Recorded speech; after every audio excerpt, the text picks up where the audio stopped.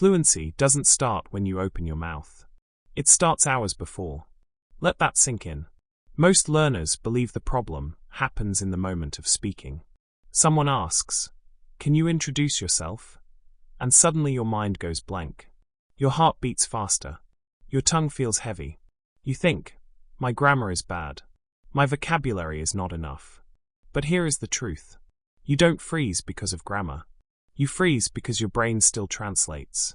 When you hear a question in English, your brain first understands it. Then it searches for the answer in your native language. Then it tries to translate that answer into English.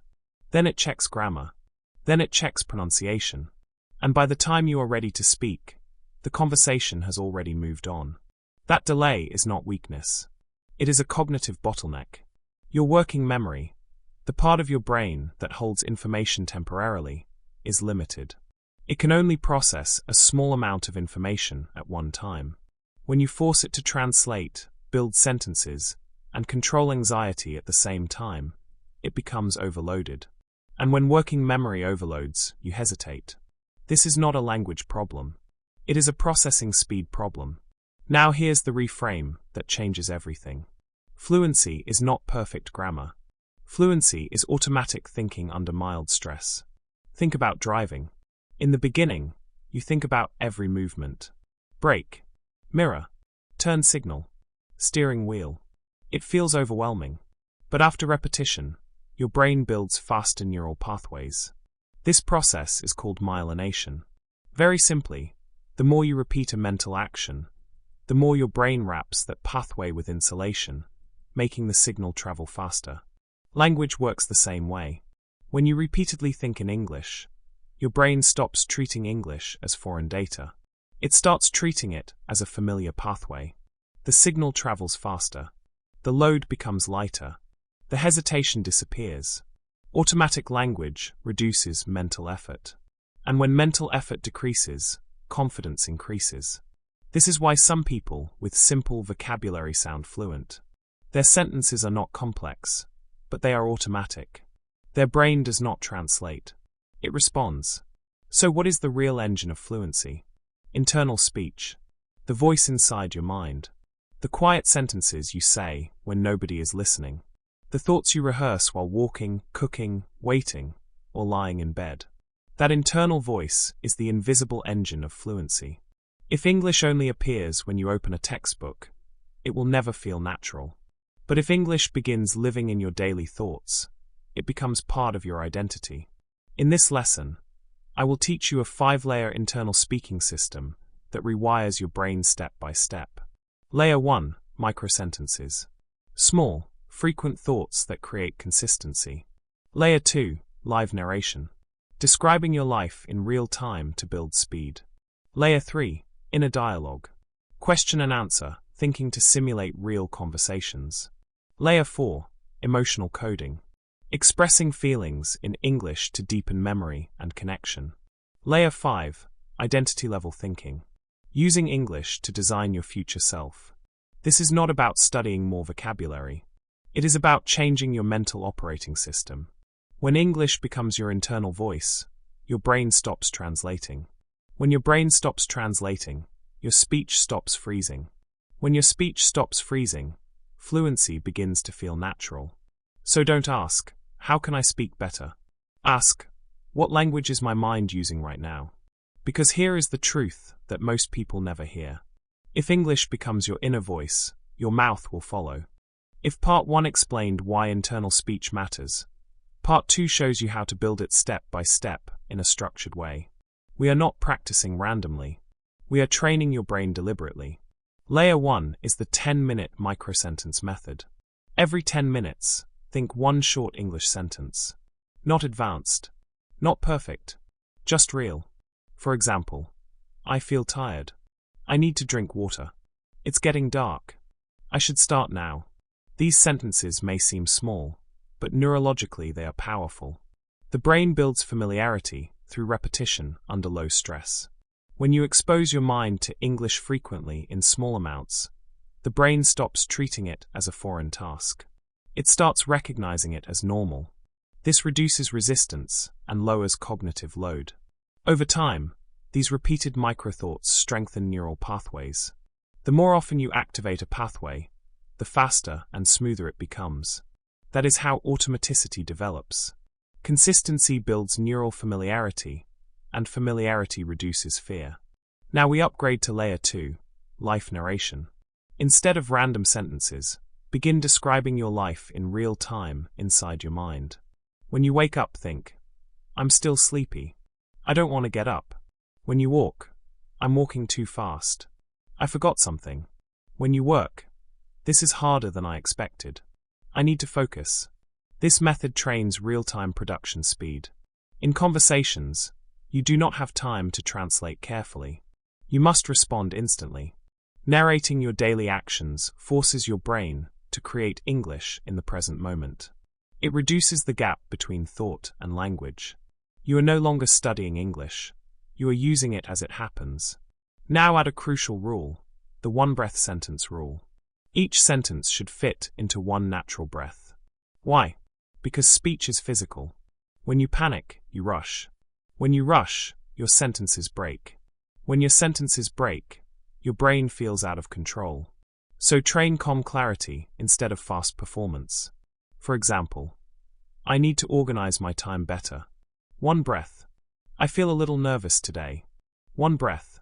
Slow clarity is more powerful than fast panic. Even when you are thinking silently, imagine the rhythm of one steady breath. This builds muscle memory of speech rhythm. Speaking fluently is not only about vocabulary, it is about coordination between breathing, timing, and thought flow. Now let's make this even stronger with what I call the 5-sentence loop practice.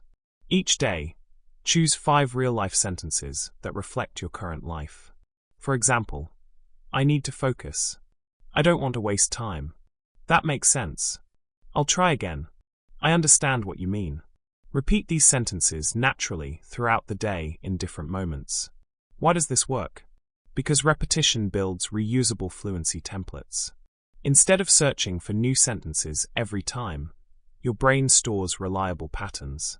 Later, when someone speaks to you, your mind automatically pulls from these familiar structures.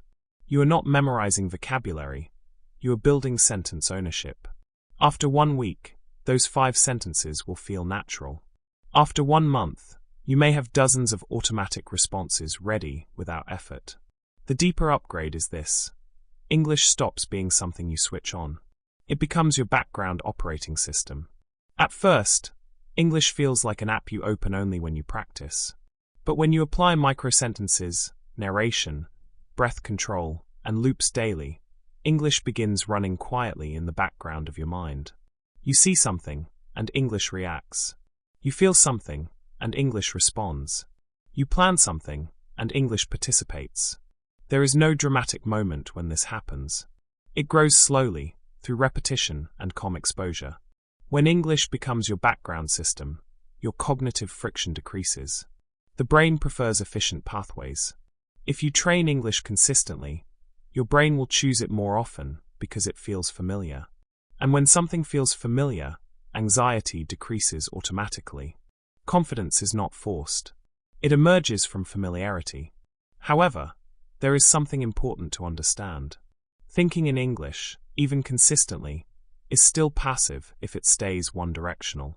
Real communication requires response under pressure. You can narrate beautifully in silence and still freeze when someone asks you a question. Why? Because real life is interactive. Thinking builds structure, but conversation builds responsiveness. And that is the next level of training. Because thinking in English is the foundation, but it is not enough. You must simulate conversation. Now we move from passive thinking to interactive thinking, because speaking is not stating, speaking is responding. In real life, nobody asks you to describe your room for 5 minutes. They ask questions. They interrupt. They react. And if your brain is not trained to respond quickly, you freeze. So we must train response speed, not vocabulary size. Here is the upgrade. Instead of only thinking single sentences, start asking yourself questions in English and answer immediately. For example, what should I do now? I should finish this task first. Why am I feeling tired? Maybe I didn't sleep enough. Do I agree with that? Not completely, but I understand the point. This simple loop changes everything. When you ask and answer instantly, your brain practices conversational movement. It becomes dynamic instead of static. In real conversations, hesitation often happens because your brain is searching for structure, not words. Conversation always follows a pattern, question and response. If you train that pattern internally, the external version becomes easier. Now let's address the hidden enemy, translation delay. When someone asks you a question, your brain often understands it in English, translates it into your native language, forms an answer there, translates it back into English, checks grammar, and only then tries to speak. This process overloads working memory. Working memory is limited. When it is overloaded, anxiety increases. So the solution is not memorizing more vocabulary. The solution is building faster response pathways. Your brain does not need more words. It needs more response repetitions. This is where the 60-second non-stop rule comes in. Choose a simple topic, your day, your opinion, your plan, and think in English for 1 full minute without switching back to your native language. Not perfectly, not beautifully, just continuously. For example, today was busy. I felt stressed in the morning, but later I felt more relaxed. I think I handled it well. Maybe I need better time management. Actually, I should wake up earlier. If you get stuck, don't translate. Keep moving. Why 1 minute? Because fluency is endurance. Many learners can produce 1 sentence, but they collapse after 3. Training 1 full minute builds cognitive stamina. You are teaching your brain to stay inside the language instead of escaping. Another powerful tool is connector training. Fluency is not built on nouns and verbs alone. It is built on connectors. Words like because, but, actually, however, maybe, I think, I guess, in my opinion. These are cognitive bridges. Without them, your speech becomes short and broken. With them, your ideas extend naturally. Practice building chains. I agree, but I see another side. I want to improve because I feel stuck. Actually, I changed my mind. When you master connectors, your brain always has a continuation point. You rarely feel blocked. Now let's add rhythm. English is not just vocabulary, it is melody. It has stress patterns, pacing, emotional tone. If you only build sentences in your head without rhythm, your speech may feel robotic. So practice silent shadowing. When you listen to a podcast, video, or movie, repeat the speaker's sentence silently inside your mind at the same speed. Match the rhythm. Match the tone. For example, if you hear, "I don't think that's a good idea right now," say it internally with the same pacing. This trains prosody, the music of language. Your brain absorbs timing patterns, and timing reduces hesitation. When you know how a sentence should feel, you speak it more confidently. If you want to take it further, add a light recording feedback loop. Once per day, record yourself speaking for 1 minute about a simple topic. Then listen calmly. Don't judge harshly. Just observe. Did you pause too much? Did you rush? Did you repeat the same word? Feedback builds awareness. Awareness builds correction. Correction builds growth. But remember, recording supports the system. The real transformation happens internally. Here is the core insight. Fluency is not speed. Fluency is staying inside the sentence. When you remain in English without switching back mentally, you win. When you continue responding without panic, you grow. The goal is not perfect grammar. The goal is uninterrupted thinking. And when your internal dialogue becomes strong, real conversations feel less threatening because your brain has already practiced the pattern many times in silence. But there is one final layer that separates mechanical speakers from powerful communicators. Thinking and responding build structure. Real fluency becomes alive when emotion enters the language. And that is where we go next. Now we move to the layer most learners ignore, and the one that changes everything. Most learners practice actions. Fluent speakers practice feelings. Think about typical English practice. I wake up at 7. I go to work. I eat lunch. These sentences are useful, but they are mechanical. They describe behavior, not identity. Real conversations are rarely about actions alone. They are about emotions, reactions, opinions, and inner states. If you want real fluency, you must train emotional language. Here's why. Psychology shows that emotion strengthens memory encoding. When something carries emotional weight, the brain stores it more deeply. That's why you remember embarrassing moments from years ago, but forget vocabulary you memorized yesterday. Emotion tells the brain, this matters. So if your English practice is emotionally empty, it won't stick strongly. When you attach English to real feelings, the language becomes personal. And when it becomes personal, it becomes permanent. So here is your next practice: daily emotional labeling in English. Throughout the day, pause and identify what you feel, then name it in English. Not dramatically, not perfectly, just honestly. I feel uncertain. I'm proud of myself. I'm frustrated, but I'll continue. I'm nervous, but I'll try. I feel calm right now. Notice the difference between saying, I went to the park, and saying, I went to the park because I needed peace. My mind felt heavy. The second sentence connects language to identity. It feels real. This practice does 3 powerful things. First, it expands emotional vocabulary. Instead of only knowing happy and sad, you begin using words like uncertain, overwhelmed, relieved, grateful, anxious, hopeful. Second, it builds confidence because you are training yourself to express vulnerability in English. Third, it strengthens memory because emotional content is encoded more deeply in the brain. Now let's make this even stronger with a simple ritual: the 2-minute evening brain journal. Before you sleep, close your eyes and reflect on your day in English. No notebook required, just your mind. For 2 minutes, talk silently about your day. Not just facts, feelings. Today was difficult. I felt distracted. I wanted to focus, but I kept checking my phone.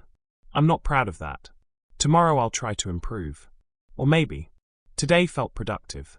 I handled my tasks well. I'm proud of myself. I want to keep this energy tomorrow.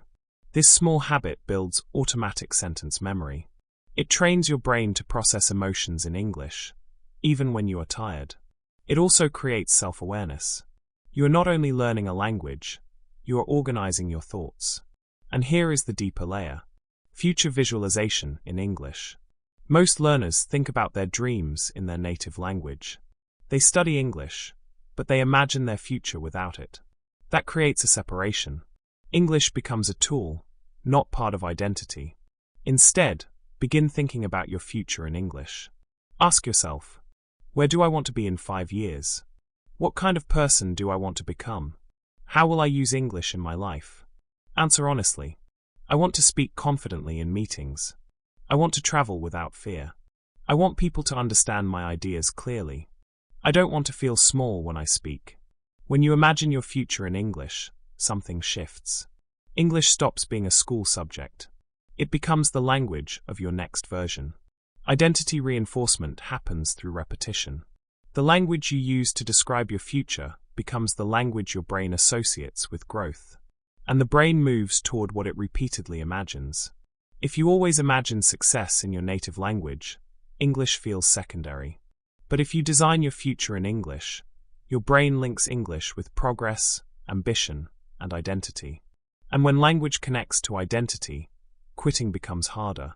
Because now quitting English feels like quitting your future self. This is the key insight. When English becomes the language of your dreams, you stop quitting. You stop asking, should I continue? Because continuing feels natural. It feels aligned with who you want to become. Emotional fluency and identity fluency are what transform mechanical speakers into confident communicators. They are what turn language from memory into personality. You are not just training vocabulary. You are training your inner voice to carry emotion, intention, and vision. And once your inner voice carries those things, your external voice becomes stronger automatically. Now let's make this a permanent system. Now we turn everything into a simple, powerful system. Because motivation fades. But systems build identity. The real shift is not, I want to speak fluently. The real shift is, I train my internal voice daily. Fluency is not a goal. It is a habit of thought. So here is your 30-day brain rewire plan. Simple. Clear. No drama. Every day for the next 30 days. First, 5 microsentences. At random moments during the day, think 5 short, real sentences in English. Honest thoughts. Not textbook lines. Second, 3 minutes of life narration. Describe what you are doing, seeing, or deciding. Calmly. 1 breath per sentence. Third, 1 inner conversation. Ask yourself a question and answer immediately in English. Train response speed. Fourth, 1 emotional reflection. Name how you feel. I feel uncertain. I'm proud of this. I'm frustrated, but I'll continue. Emotional language builds deep memory. Fifth, 1 future visualization. For 1 minute, imagine your future in English. Speak about who you are becoming. And finally, 2 minutes of silent shadowing. Listen to real English and repeat it silently in your mind. Copy rhythm. Copy flow. Copy tone. That's it. You don't need 2 hours a day. You need consistency. 1 rule: no zero thinking days. Even on busy days. Even on tired days. Even if you only do 2 minutes. Keep the chain alive. Because what you repeat daily becomes your identity. After 30 days, something subtle will change. You won't wake up fluent. You won't feel a dramatic transformation. But you will notice something powerful. English appears faster. Hesitation becomes shorter. Your inner voice sounds clearer. That is brain rewiring. If this system makes sense to you, choose commitment over excuses. Like if you train your inner voice. Subscribe to Inspire English Stories for structured fluency training. Comment: English is my inner voice. Remember this. Fluency grows silently before it speaks loudly.